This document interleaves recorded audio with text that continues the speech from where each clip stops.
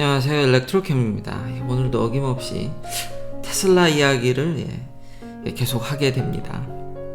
시작하기 앞서 트윗에 다시 한번 일론 머스크가 다음 주 9월이죠. 9월 초에라도 받으면 좋겠습니다. 10.69.2가 10만 명 넘게 다음 주에 뿌려진다고 하니까 그럼 또 조금 더 빨라지는 걸 좀 기대해봐도 될까요? 여튼 예상대로 9월이긴 하지만 그래도 9월 초에 받으면 기분이 좋겠죠. 다시 한번 또 일론 머스크가 이걸 얘기를 해줘서 제발 꼭 받아서 제가 빨리 테스트하는 날이 왔으면 좋겠습니다. 그리고 오늘 주제는 하나입니다. 요즘 이렇게 깊게 파기를 갑자기 이런저런 생각이 많이 들어서 제가 했던 생각을 그냥 여러분들하고 나누고 싶어서 테슬라가 4680 배터리를 잘 만들고 있죠. 기아 텍사스의 이런 영상, 사진들 이제 막 찍혀서 나오죠. 지금 스트럭처 배터리 팩들이 차곡차곡 쌓여지는 게 보여집니다. 모델 Y에 쓰여지는. 근데 이제 일각에서는 너무 조금 만드는 거 아니냐.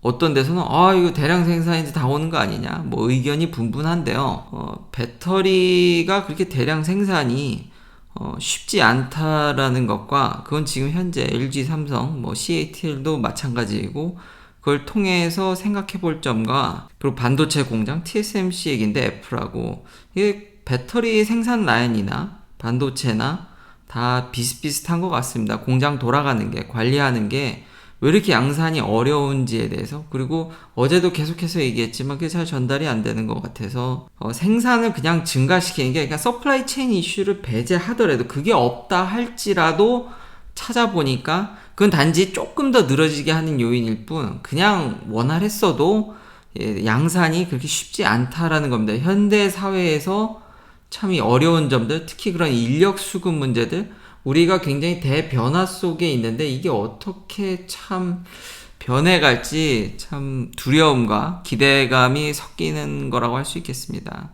그리고 어제 테슬라가 그렇게 에너지 스토리지 특별한 기술 제가 얘기하고 싶었던 건 지금 수요와 공급이 들쑥날쑥한 이 상황에서 플랫폼을 제공해 줄 수 있냐라는 겁니다.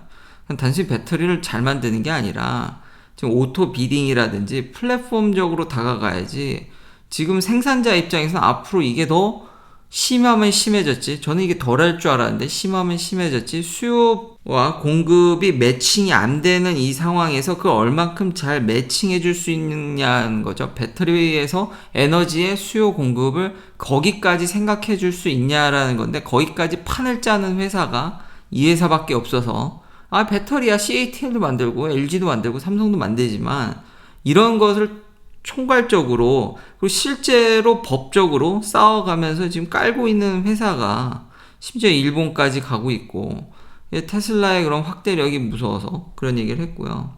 찾아보면은 이게 잘 정리해 놓은 글들이 참 많습니다. 왜 배터리를 이렇게 양산하는 게 어렵냐. 반도체도 마찬가지입니다. 이거 보시면요. 결론이 이게 첫 줄이 진짜 그러니까 뒤에 하는 얘기가 이해가 안 돼도 이거면 진짜 끝나는 게 first tier인 빅6조차도 TTL, 삼성, SK, BYD, LG, 한국이든 중국이든 일본도 무지무지 어렵다라는 겁니다. 양산이. 그러니까 테슬라가 저 정도 하는 거는 그러니까 저는 항상 이걸 배경으로 깔다 보니까 테슬라의 저 정도 속도면 혹시나 하는 더 기대감도 있었지만 베이스로는 이게 워낙 어렵다라는 걸 알기 때문에 지금 저 정도도 진짜 엄청 잘한다고 생각을 하는데 일반 분들은 소비자분들은 그렇게 생각을 안 하죠. 그거 저희 아버지한테도 이걸 많이 이야기할 때 전달하기가 너무 어려웠거든요. 아니 지금 만들면 돈이 되는데 그렇게 빨리 못 만들어. 다 빨리 못 만드는 이유가 있습니다. 파나소닉이 전격적으로 합작하면서 네바다에 그렇게 도움을 줬는데도 2014년에 기가팩토리를 발표해서 돈을 버는데 프로피터블리티가 올라오는 데까지 무려 7년이 걸렸습니다. 이러니까 이런 많은 배터리라든지 세미컨덕터 이런 것들을 미국이 아닌 다른 나라로 자꾸 어려우니까 이전을 했는데 지금은 안보 위협 때문에 미국 정부가 칼을 빼들었죠. 이게 과연 미국에서 되겠냐라는 의구심이 여전히 있습니다. 그래서 지금 보면요. 투자를 이만큼 그러니까 배터리든 세미컨덕터든 이만큼을 자기가 오랜 기간 동안 손해나면서 참 오랫동안 옵티마이즈를 해야 되는 겁니다. 양산이라는 게. 그러고 나서 나중에 이게 되는데 한국 기업들도 여기에 지금 원활히 도달을 지금 못하고 있죠. 그리고 기술이 안 변하는 것 같은데 야금야금 변합니다. 조금씩 우리가 그 확확 변하기를 느끼지만 기대만큼 안 변해서 그렇지 이렇게 바뀐다라는 거죠. 그 바뀌면은 그 양산에 다시 적용하려 그러면은 더럽게 어려운 거죠. 그래서 이 굴곡을 넘는 게 대부분의 배터리 회사들이 제가 계속 얘기하는, 그래서 돈 벌기가 어렵다라는 건 예나 지금이나 전혀 변하지 않았고 일들을 올리는 것도 어려운데, 테슬라는 시작한 지 지금 이 계획표 대비해서 테슬라는 시작한 지 얼마 안 돼서 벌써 이렇게 팩을 쌓을 정도니까. 그리고 테슬라의 장점은 배터리만 만드는 게 아니라 아까 처음에도 얘기했듯이 모든 플랫폼을 제공하다 보니까 오늘의 결론이 이걸 당길 수가 있는 거죠. 이걸 굉장히 당기기가 쉬워집니다. 배터리만 파는 회사들은 이걸 당기기가 무지무지 어렵습니다. 배터리에서 손해난 거를 어디서 메꾸기가 어렵거든요. 근데 테슬라는 다른 부가 산업들 자기가 차에다도 넣으니까요. AI든. 그러니까 이게 이제 테슬라가 가능한 건데, 그래서 저는 결국은 자동차 회사들이 배터리를 생산 안 하면은 쉽지 않을 거라고 봅니다. 이 고개가 너무, 쉽게 얘기하면 이 고개가 너무 깊습니다. 너무너무 깊어가지고 이거 하다가 망할 회사들이 여전히 리스크가 너무 크다라는 거죠. 그러니까 누군가 그걸 완충을 해줄 만한 작용이 있어야 되는데, 배터리만 팔아가지고는 길이 요원하다라는 거죠. 아니면은 끝내주는 걸 만들던가. 그래서 다시 한번 최근에 이런 글들을 보더라도 테슬라가 참 잘하고 있구나. 그리고 배터리로는 참 돈 벌기가 무지무지 어렵고, 여기 저도 미국에서 요즘 한중 미국 러시아 이런 국제 분쟁이 참, 그런 힘싸움이 참 심한데, 미국에다 배터리 공장을 짓는 게 반도체 공장도 그렇고 쉬울지. 그러니까 테슬라가 왜 로봇에 이렇게 열성적인지를 알 것 같긴 하더라고요. 그러니까 인력난이고, 이 부분도 참 어렵습니다. 그러니까 고부와 가치든 간에 처음 개발 당시에는 노가다, 엄청 이 인력을 투여해야 되는 부분들이 있거든요. 굉장히 똑똑한 사람들이 엄청나게 레이버를 투여해야 되는데, 미국에서는 그게 쉽지가 않죠. 참 그런 것도 좀 딜레마인 것 같습니다. 지금까지 반도체 업계든 배터리 업계든 그 공장 라인을 관리하고 생각보다 자동화가 된 듯 안 돼 있습니다. 그 인력난, 그러니까 테크니션들도 엄청 필요하고요. 앞으로는 AI 시대에 그 직업이 비전이 없는 것도 사실이지만 지금 당장 필요하죠. 지금 당장 필요합니다. 그리고 단기간에 필요한 게 아니라 꽤 오랫동안 필요합니다. 근데 앞에 미래는 자동화나 AI 때문에 비전이 없다라는 건 알죠. 그러니까 지금 당장 필요한 것 때문에 사람을 뽑아야 되는데 그게 쉽지가 않죠. 아니, 비전이 없는데 누가 지원을 하겠습니까? 그러니까 돈을 많이 줘야 되는데 돈을 많이 주게 되면 인건비 상승으로, 비용 상승으로 가게 되죠. 이건 흡사 전에 얘기했던, 그러니까 제가 전달하고 싶은 철학은 딱 하나입니다, 진짜. 생각보다 양산하는 게, 그래서 양산이 어려운데 그 좀 더 철학이 지금 더 넣어야 되는데 사람들은 일찍 더 반응하고, 기름 양산하는 거랑 다 똑같다라는 거죠. 더 양산을 하기가, 지금 이 고개가 몇 년이 걸리는데 내일 주식이 오를지 내릴지도 모르는데 뭘 믿고 그렇게 대량 투자를 해야 되냐라는 거죠. 그게 참, 그러니까 기업을 운영함에 있어서 진짜 어렵다. 그리고 미국 내에서 그래서 사람을 넣어서 이제 갈아 넣는 건데, 미국같이 사람을 너무 인격적으로 대우를 하면, 지금까지 참, 그러니까 미국에서 참 좋은 사상이라는 얘기들이 많이 나오는데, 사실 그렇게 얘기할 수 있었던 것들은 중국이 많은 허드렛 일을 해줬는데, 그걸 이제 스스로 하려다 보니까, 그러니까 우리가 안 보이는 데서 얼마나 많은 사람들이 어렵게 고생하면서 만들어 줬기 때문에 그게 쉬운 거지, 이제는 SNS 발달로, 기술 발달로 이런 게 다 드러나다 보니까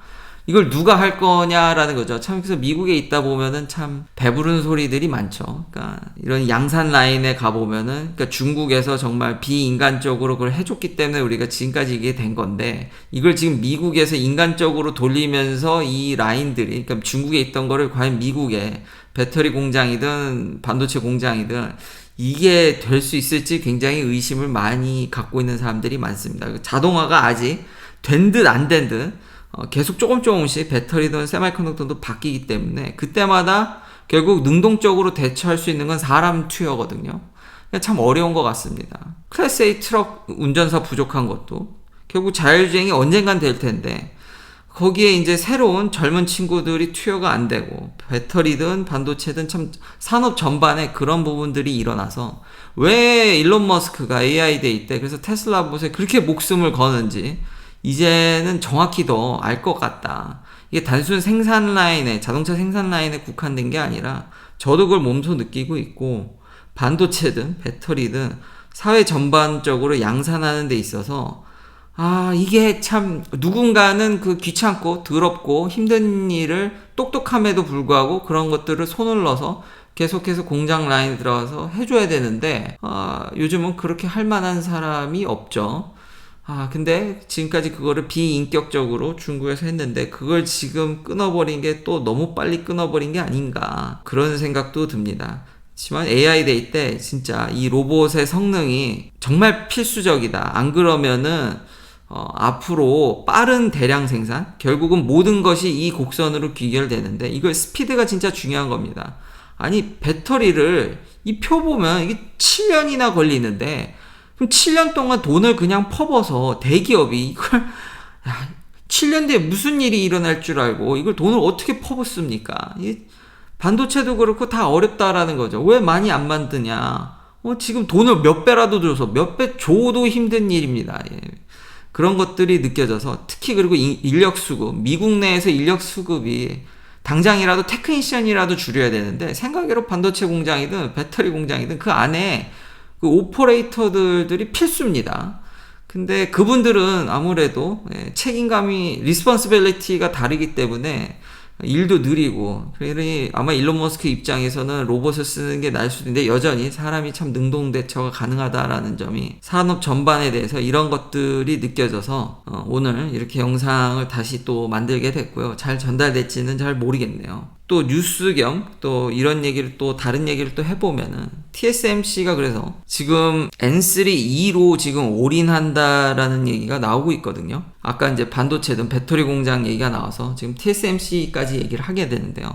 그러니까 올해 하반기, 그러니까 A17 바이오닉입니다. 이거는 이미 애플하고 3나노 양산에 대해서 좀 얘기를 하는 것 같습니다.